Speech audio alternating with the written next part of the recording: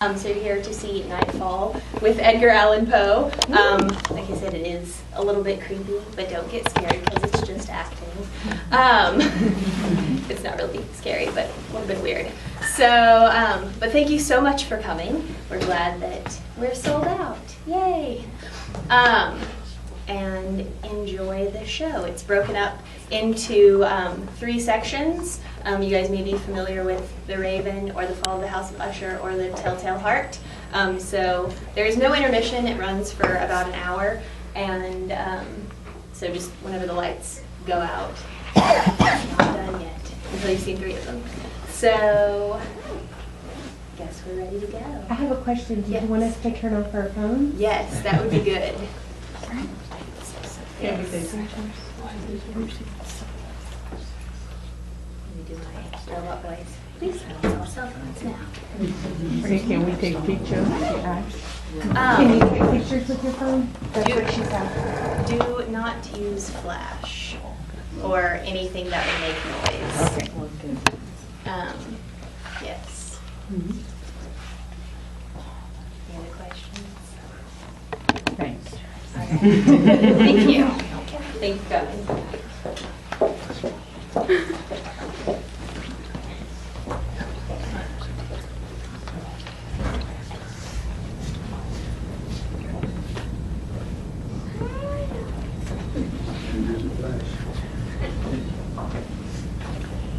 You ready, Justin? I think so. I'm gonna move the camera the whole time. No, it's recording.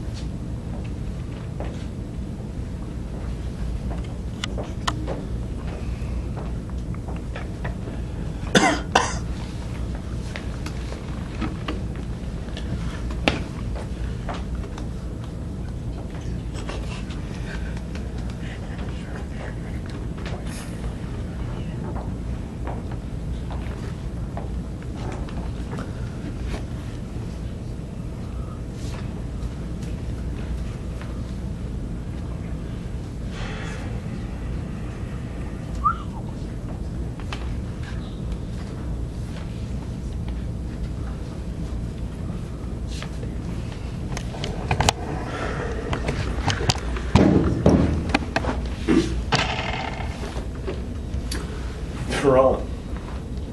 They say I've gone mad, but they don't know what madness is. They don't know my story, or stories, how it all began. Let me tell you, and then you be my judges. Tell me if I'm insane. It all started when I lost Lenore.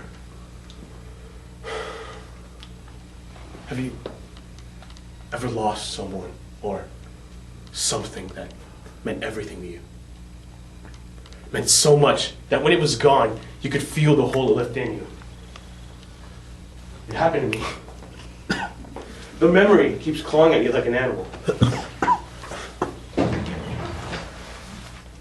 Or a bird. Once, upon a midnight dreary, while I pondered, weak and weary, over many a quaint and curious volume of forgotten lore. While I nodded, nearly napping, suddenly there came a tapping, as of someone gently rapping at my chamber door. 'Tis some visitor I muttered. tapping at my chamber door. Only this and nothing more. Distinctly I remember. It was in the blue of December, and with each separate dying ember wrought his ghost upon the floor. Eagerly I wished for morrow, fading I sought to borrow, from the books or seas of sorrow. Sorrow for the lost Lenore. For the rare and radiant maiden whom the angels named Lenore. Nameless here, forevermore. And the silken, sad, and certain rustling of each purple curtain filled me with fantastic terrors never felt before, so that now, to still the beating of my heart, I stood repeating. 'Tis some visitor entreating entrance at my chamber door. This it is, and nothing more. Presently my soul grew stronger. hesitating then no longer. Sir, said I. or madam, truly your forgiveness I implore. But the fact is I was napping, and so gently you came rapping, and so faintly you came tapping, tapping at my chamber door, that I scarce was sure I heard you. Darkness there, and nothing more. Deep into the darkness peering, long I stood there, Wondering, Fearing, doubting. dreaming dreams no mortal ever dared to dream before. but the silence was unbroken. And the stillness gave no token. And the only word was spoken was a whispered word. Lenore. This I whispered, and an echo murmured back the word. Merely this, and nothing more. Back into my chamber turning. All my soul within me burning. Soon again I heard a tapping, somewhat louder than before. Surely, Said I. surely that is something on my window lattice. Let me see what thereatis in this mystery explore. Let my heart be still a moment and this mystery explore. 'Tis the wind and nothing more. Open here I flung the shutter, when, with many a flirt and flutter, In there stepped a stately raven of the saintly days of yore. Not the least of obeisance may be, unwilling soft. But, with mine of lord or lady, perched above my chamber door, perched upon a bust of Pallas, just above my chamber door, Perched. and sat. and nothing more. Then this ebony bird beguiling my sad fancy into smiling, by the grave and stern decorum of the countenance it wore. Though thy crest be short and shaven thou, I said, art sure no craven, ghastly grim and ancient raven wandering the nightly shore. Tell me, what thy lordly name is on the night's Plutonian shore. quoth the raven. Nevermore. Much I marveled this ungainly fowl to hear discourse so plainly, though its answer little meaning, little relevancy bore. For we cannot help agreeing that no living human being. Every eye was blessed by seeing the bird above his chamber door. Bird or beast upon the sculpted bust above his chamber door, with such name as Nevermore. But the raven, still sitting on the placid butts, spoke only that one word, as if in that one word his soul he did outpour. Nothing farther that he uttered, not a feather, then he fluttered, until I scarcely more than muttered. Other friends have flown the moor. On the morrow he will leave me as my hopes have flown before. Then the bird said, Nevermore. Startled at the stillness broken, my reply is so aptly spoken. Doubtless, Said I. what it utters is its only stock and store. Caught from unhappy master, unmerciful disaster followed fast and followed faster, till his songs one burden bore, till the dirges of his hope that melancholy burden bore, never, nevermore. But the raven still beguiling all my fancy into smiling. Straight I wheeled the cushioned seat in front of bird and bust and door, and upon the velvet sinking, I betook myself to linking fancy into fancy, thinking what this ominous bird of yore, what this grim ungainly, Ghastly. gaunt, and ominous bird of yore meant in croaking. This I sat engaged in guessing, with no syllable expressing, to the fowl whose fiery eyes now burned into my bosom's core. This and more I sat dividing, with my head at ease reclining on the cushion's velvet lining that the lamp-like gloated o'er. But whose velvet violet lining with a lamp-like gloating o'er. She shall press, nevermore. Then methought the air grew denser, perfumed as an unseen censer, swung by seraphim whose foot tufted on the tufted pole. Wretch! I cried, Thy God hath lent thee, by these angels he has sent thee respite. Respite and nepenthe from thy memory of Lenore. Quaff. Oh, quaff this nepenthe and forget thy memory of Lenore. quoth the raven. Prophet, Said I. thing of evil, prophet still, if bird or devil, whether tempter set, or whether tempest toss thee here ashore. Desolate yet all undaunted, on this desert land enchanted, on this home by horror haunted, tell me, I implore, is there balm in Gilead? Tell me, I implore. Quoth the raven. Prophet, Said I, thing of evil, prophet still, if bird or devil, by the heaven that bends above us, by the God we both adore, tell the soul with sorrow laden, if within a distant Eden, it shall collapse be sainted maiden, whom the angels name Lenore. quoth the raven. Be that word or sign of parting, bird or fiend. I shrieked, upstarting. Get thee back into the tempest and the night's Plutonian shore. Leave no black plume as a token thy soul has spoken. Leave my loneliness unbroken. Quit the bust above my door. Take thy beat from out my heart, and take thy form from out my door. Quoth the raven. And the raven, never flitting, still is sitting, still is sitting on the pallid bust of Pallas just above my chamber door. And his eyes have all the seeming of a demon that is dreaming. And the lamplight o'er him streaming throws his shadow on the floor. And my soul from out that shadow that lies floating on the floor shall be lifted. Nevermore.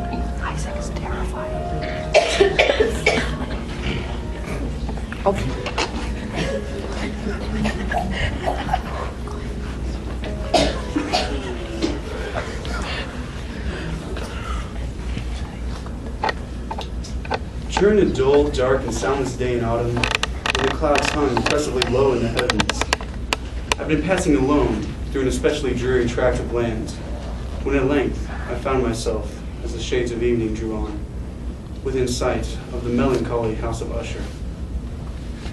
I know not why it was, but my very first glimpse of the building filled my soul with absolute gloom and despair. The huge house, the barren landscape, the bleak walls, the vacant eye-like windows, a few rank hedges, a few decaying white tree trunks. And I felt this iciness, a sinking, sickening of my heart. But why? What was it so unnerved me about the house of Usher?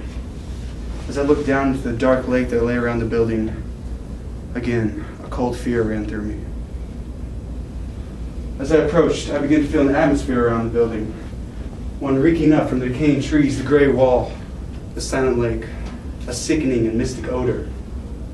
Stones are old, discolored. Tiny fungus has spread over the entire building. What have I gotten myself into? Stones are crumbling, but the building seems solid enough. Only a tiny, barely visible crack runs down from the roof, crisscrossing all the way down the front of the house into the dark, still waters of the lake.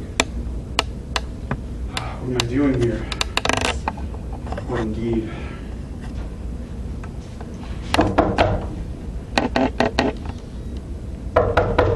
Roderick? Roderick, are you here? It's me. I received your letter. Are you here?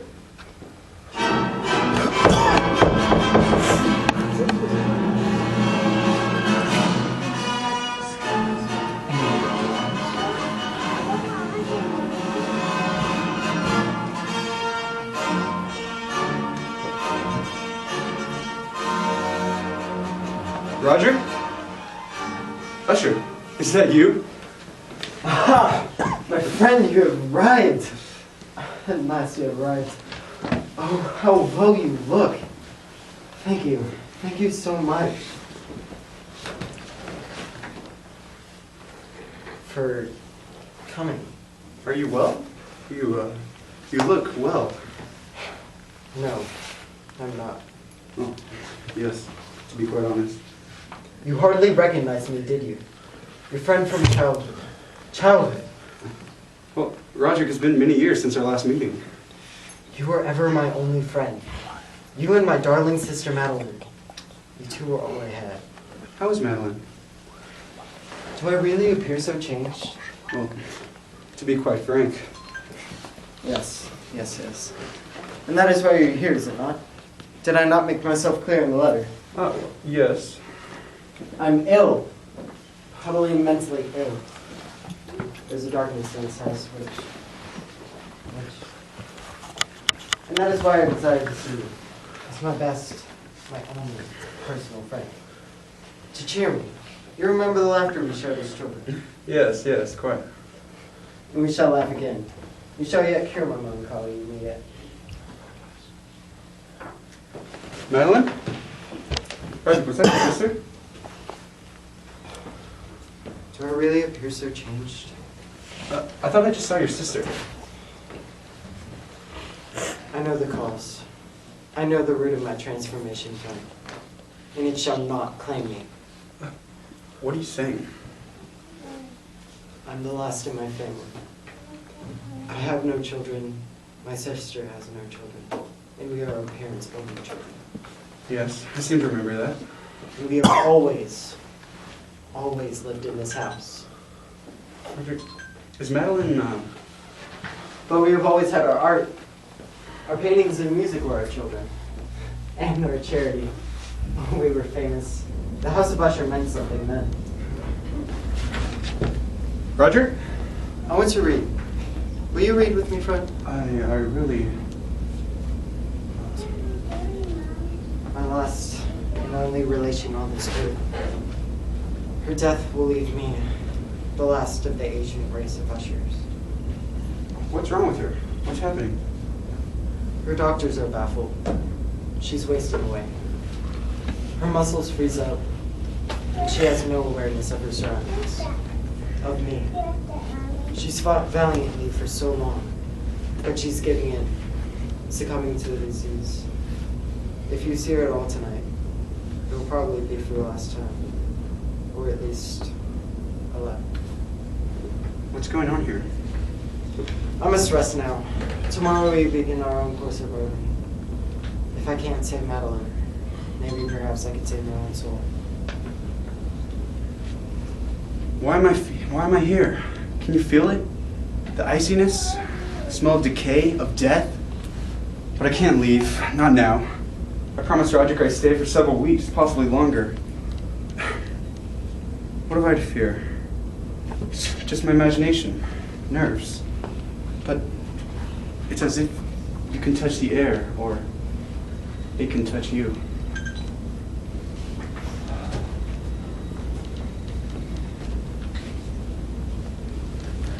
Shall we read some poetry today?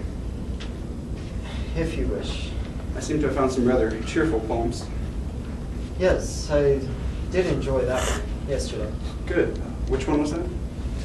The one about the man who lost his entire family and went mad with grief. Well, I think you picked that one. Personally, I found it rather depressing. It seemed truthful somehow. More true than old. Well, listen to this. I've composed a verse. Oh, do. Let us hear it. Perhaps your muse is returning to you. What is the subject of your verse, Usher? A house. A beautiful palace owned by a king named Cloud. Ah, I like that. How does it proceed? But evil things in robes of sorrow, assailed by the gentleman's estate, and round about the home that blushed and bloomed, is now a disremembered story of the old-time entombed. Oh, well, And the traveler is now within the valley, through the red-lit windows see vast forms that move fantastically to a discordant melody, while like a rapid ghastly river, through the pale door, a throng rush out forever, and laugh, but smile no more. that was supposed to cheer you up, was it? I used to love poetry, but now every sound fills me with horror, it seems. All my senses are heightened, unnaturally, horribly heightened. I can only wear clothes of certain textures. Only the most boring food is tolerable.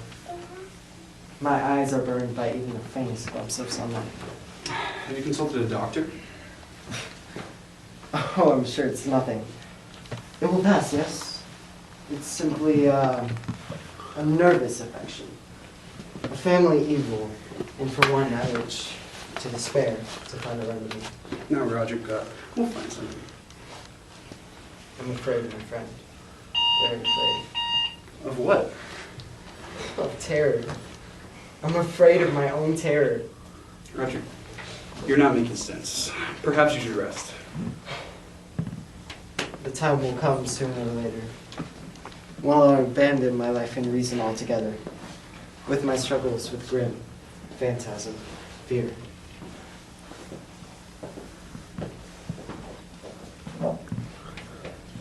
Days passed. We painted and read together, but the closer I got to Roderick, the better I knew him, the more I realized how impossible it is to try to cheer a mind which pours darkness upon everything in the universe in one unending radiation of gloom.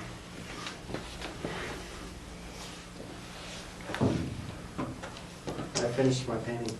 Ah, dude, let me see it. I hope it has happier feel than, what is it? What does it look like? It has these low walls, smooth, white, obviously deep underground. Well, obviously. No doors, no way out whatsoever. None. Roger, it looks like a tomb. I believe that is the future, my friend. Roger, I hope you won't be offended, but how can I put this?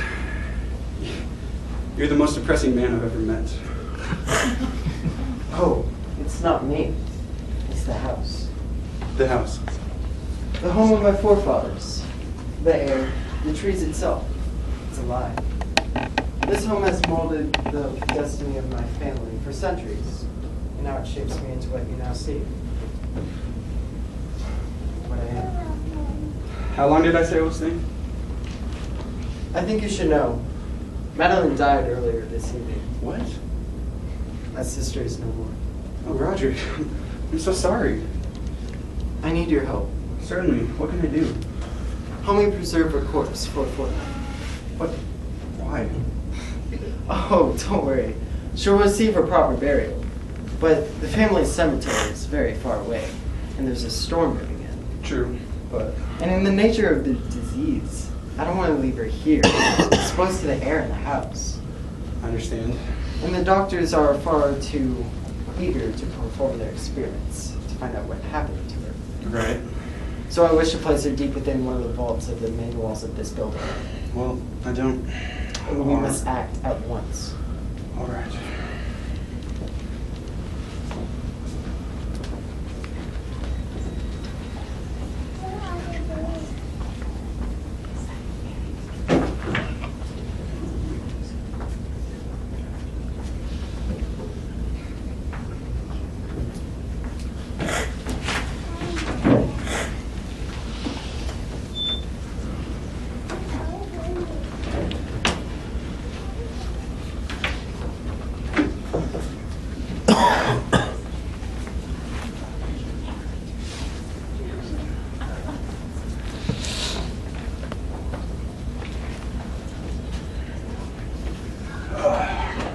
What is this place, Usher?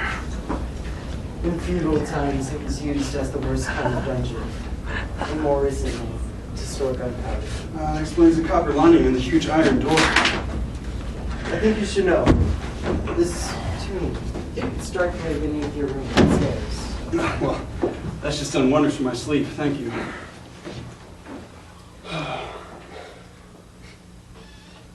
We were twins. We could almost read each other's thoughts. No one could explain it. As children, we would play the most amazing music together. It almost looks as if she's smiling. In the nectar of a disease, her muscles froze that way. I think we should leave.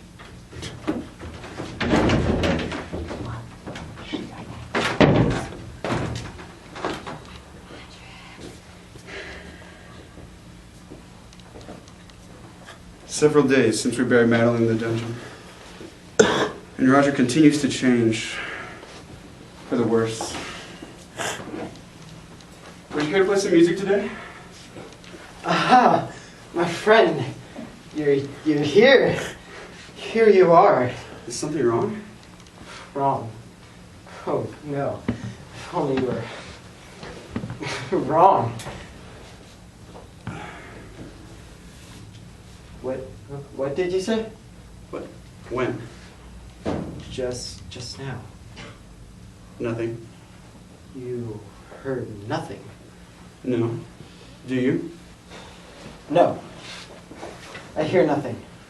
Nothing at all. Wrong. What could possibly... Goodbye. Wait. Did you just hear that? I thought... My imagination, Usher's got me hearing things now too. Sleep. We all just need sleep.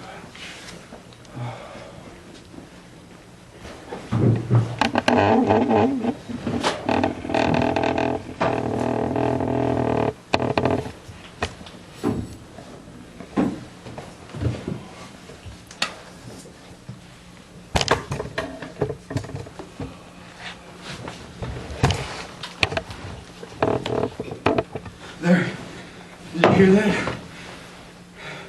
No, it's nothing.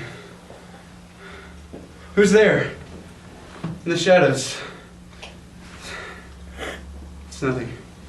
Nothing. This house is affecting my brain. The dark, tattered furniture, the storm outside. It's been 7 or 8 days since we buried Madeline in the dungeon. 8 or 7. I can't do this. I leave tomorrow, yes. I feel better already. I'm sorry, Roderick, I just can't stay a moment longer. Gonna hurt to pack now, I suppose. Yes. Better not sleep at all.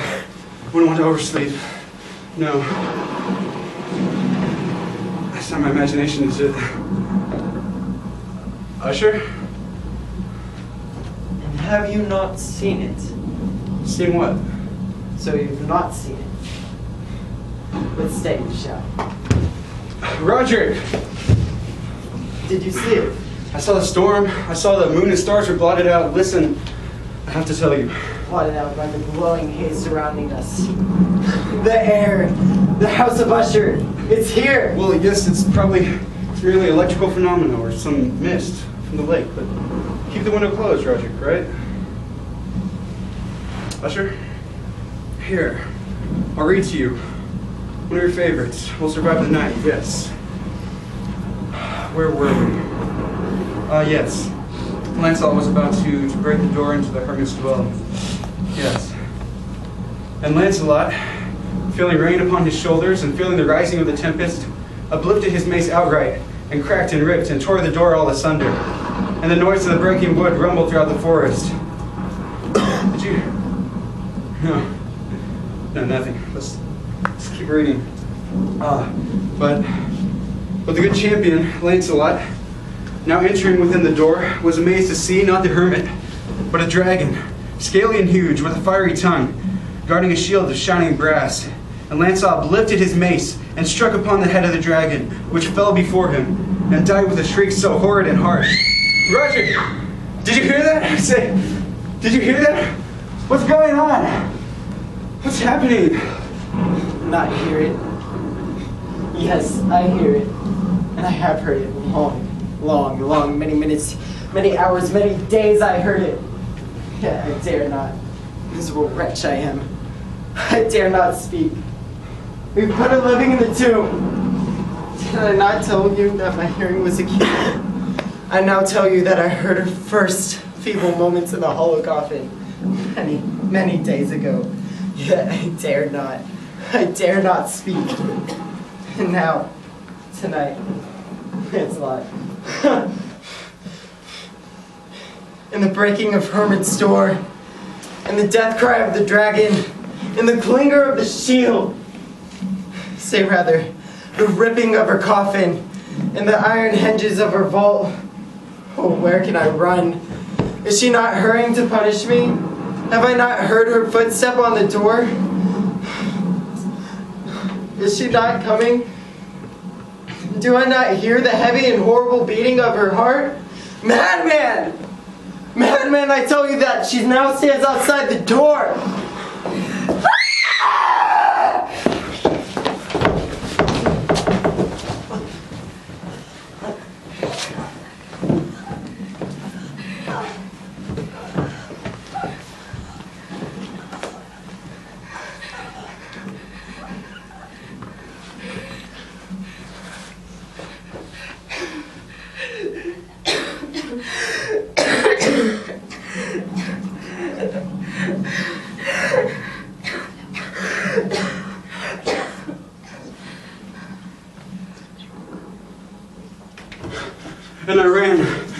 And I ran into the storm and the lightning. And I looked back and I saw a blood-red moon shining down on the mansion. And the tiny crack running down the front of the mansion was opening up, growing wider and wider. And the red moon shining down through the mansion, blinding the roar to the long, horrible shouting like the voice of 1,000 waters. And the house of Usher was no more.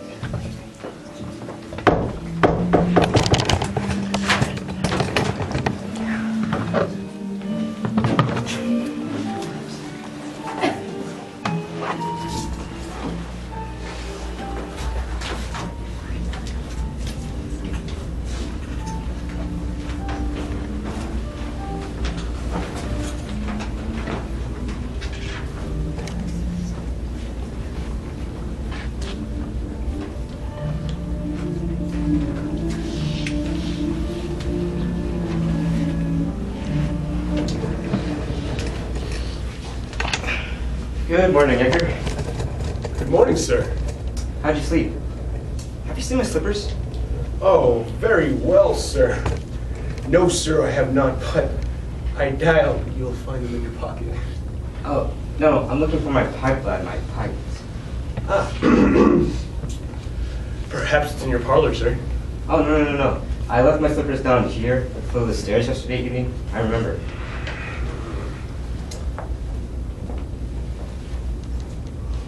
Ah. And here they are, sir.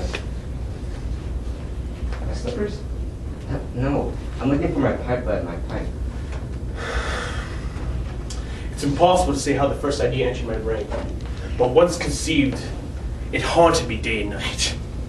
I had no reason for it. I loved the old man. He never wronged me. He never given me insult. For his gold I had no desire. Ah, here it is, in my pocket as I remembered.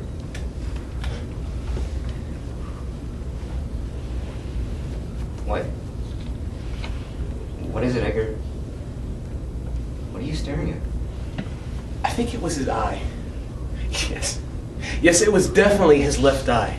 Pale blue, with a film over it, resembled that of a vulture's. Whenever it fell on me, my blood ran cold.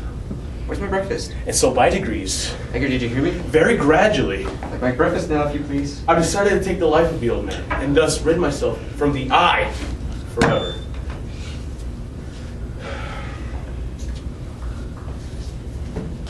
Will it suffice, sir?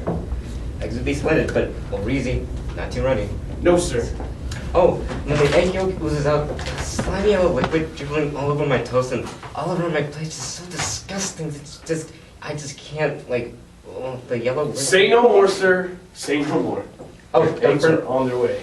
Don't burn the toast, too. No, sir. Have you seen my slippers? Now this is the point where you call me mad. But madmen know nothing. They have no strategies, are incapable of stepping lightly. But not I. Not I.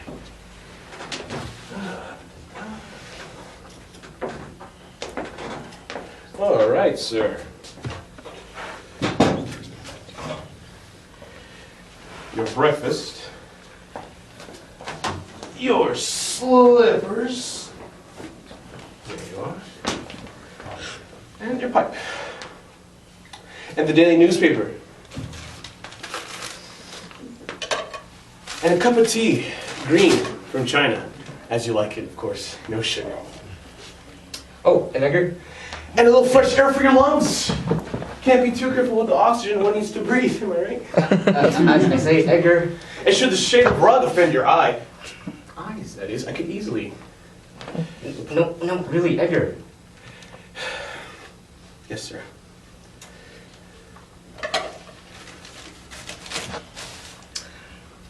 Have you no other errands to attend to? Don't you have a life? Ah, yes, quite a life. Do you see my caution, my foresight, my sanity? I was never kinder to the old man during the whole week I planned to kill him. Ready to retire for the evening, sir? Yes. Just about. The evening clock did strike 10 moments ago. I didn't hear anything. Yes, well, I did. Good night, sir.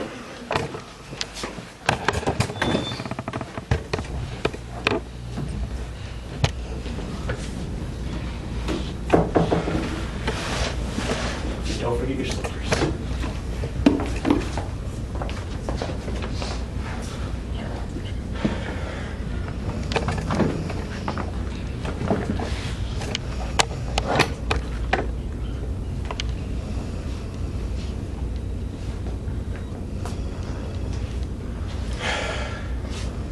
It usually took me about an hour to get to his bedroom. And I never woke up. Would a madman be so wise, so careful? Drat, I cannot see his eye. It is the eye that vexes me. It's not you. I can't kill him now.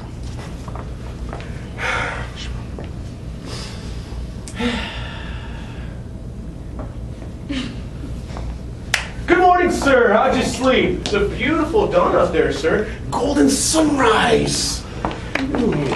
Your slipper, sir, and your pipe. And your eggs are on their way. Runny, not runny, over easy. Perfect eggs, beautiful toast. No charred crust here, sir. Oh no, and your beautiful chair, cushioned.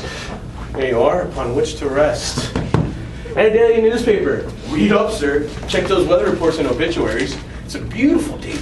Golden sunrise, like I said. Cup of tea. Green. China, you like that, right? Beautiful tea. Perfect China. There you are. And the candles for the morning light begin to dim. Of course. Here you are, sir. And, like I said, if you need some fresh air, am I right? Can't be too careful with oxygen when he's to breathe. And there's the rug not offending your eye. And, egad, look at the time. 10 p.m. already. Time for bed, sir. Time to go to bed. Did you hear the clock chime? I did, sir.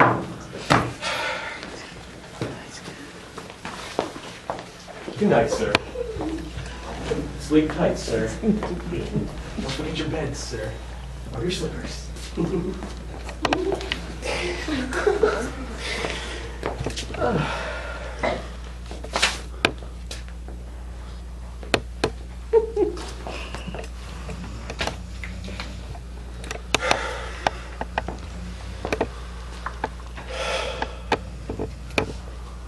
Good morning, sir. How'd you sleep? This went on for a week. 7 straight days. And I found I couldn't kill the old man. For that cursed eye was not open. And every day that followed, I was bold and kind and presented my best face. So you see, he would have been a profound old man indeed to suspect that just around 12 o'clock, I would sneak up upon him while he slept. But then came the 8th night.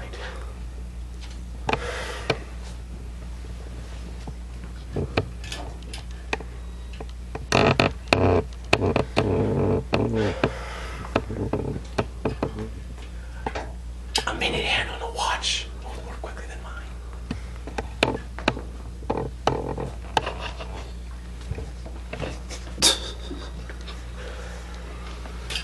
Steady. Steady.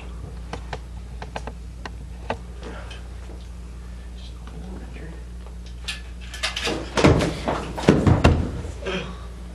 Who's there?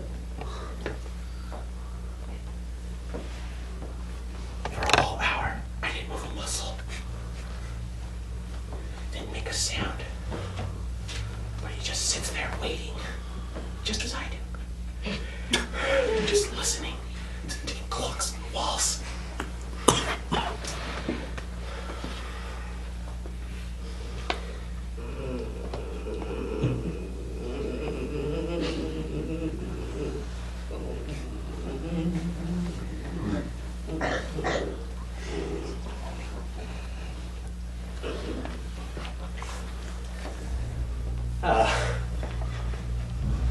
I know that sound.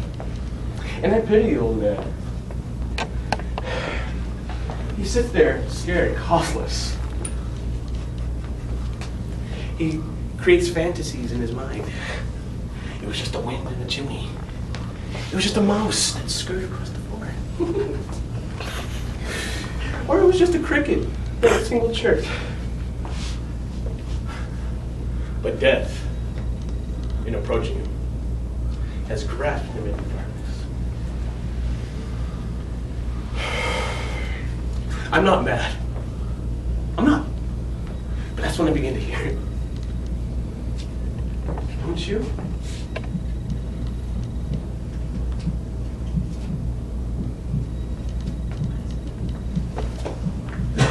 Stop it. Stop it.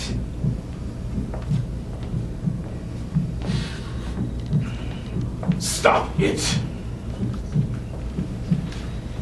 Do you hear me? Stop it. The neighbors, they'll fear your...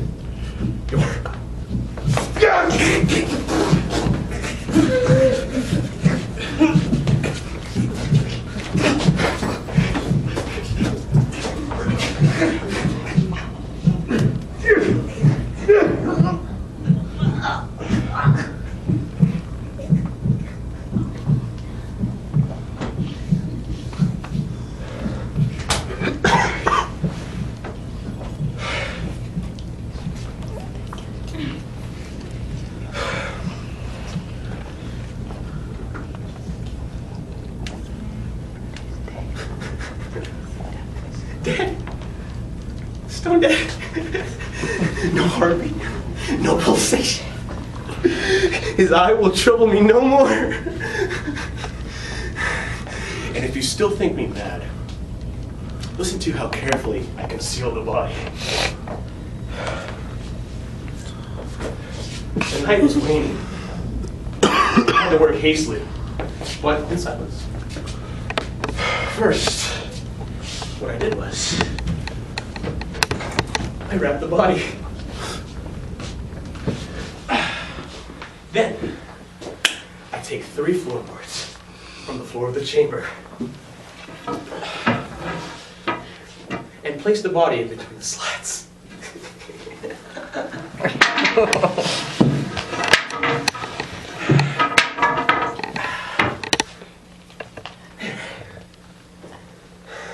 Perfect. No human eye, not even his, can detect anything wrong. Nothing to wash out. No stains of any kind. Perfect. How can you think me mad?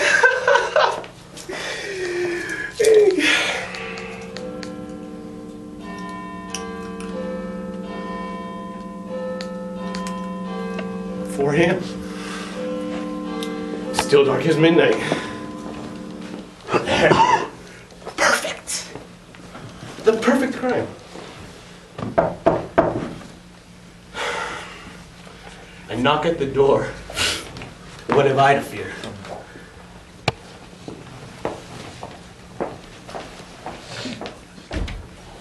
Good evening, sir. Good morning. Good morning. Good morning. We're officers with the police. Inspectors, rather.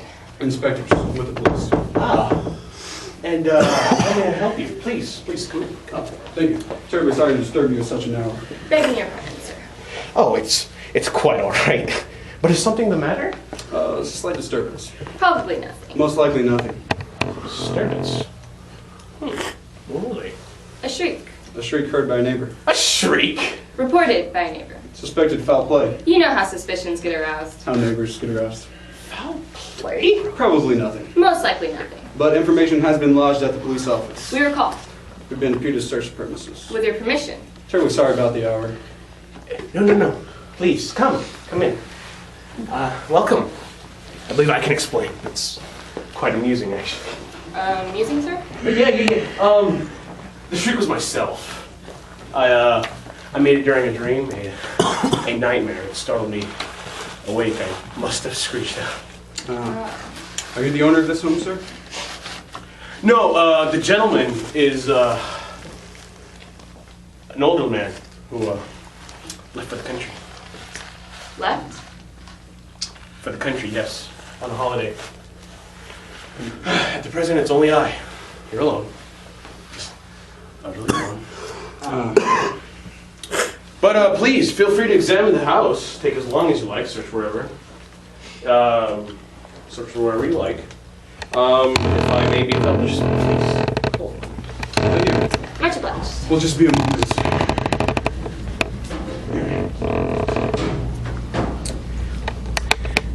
They searched all throughout the house. Search on, inspectors. Search well.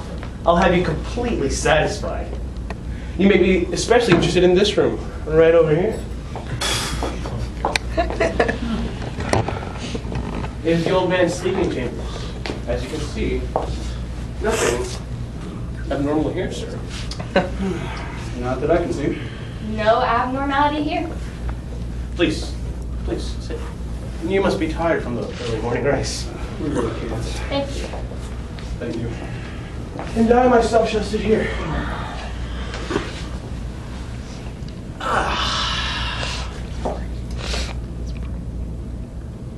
Lovely room, is it not? Lovely. Don't make him like this anymore. So, no unusual occurrences lately? Know how to warn? Old man in the country? Indeed. Well, we don't like receiving these current calls any more than you do, sir. Probably less. Much less. But we have to respond. That's our job. You know how it is, sir. Sir? Yes. Sir, you look a little pale.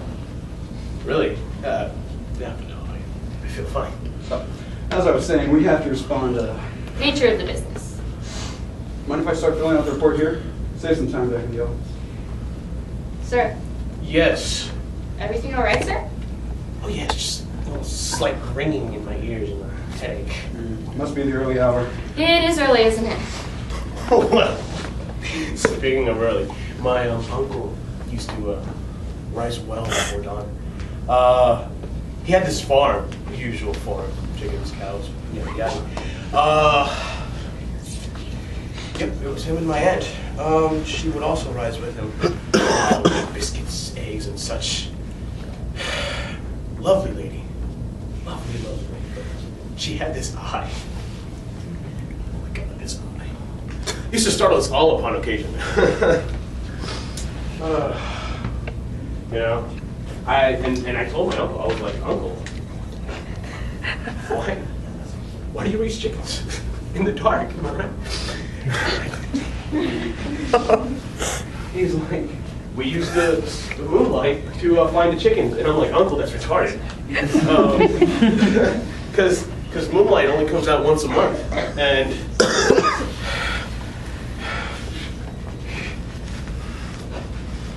that eye, that infernal eye.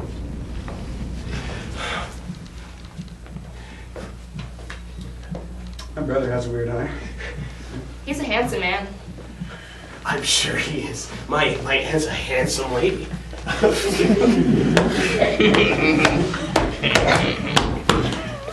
Yes, those chickens. Chickens. Those infernal chickens. Those infernal chickens.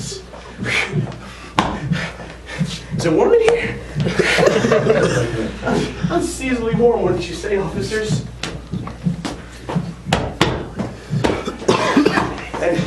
And those fools who won't admit to the scientific community that it has no effect on humans. I get mad at you in the morning, it's hot. Me too. Indeed. Let me fan you off. It's these infernal floorboards that hold in all the heat. I love the night.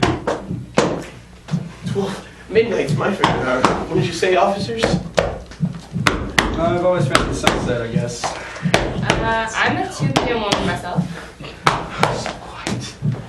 So silent. So peaceful. Peaceful. Silent? Beat. You hear it. Don't mock me.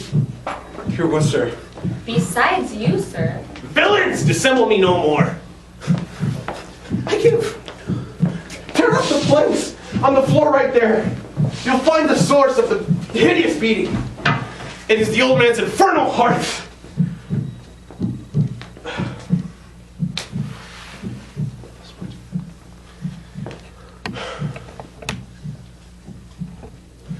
And that's how I ended up here. With all of you in prison. But I'm not mad. Am I? Am I? I'm not mad. I'm not mad.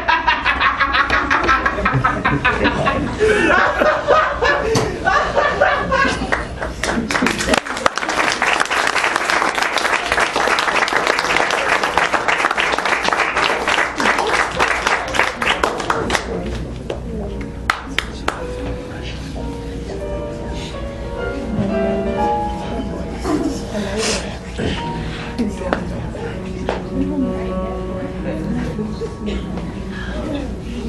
about it.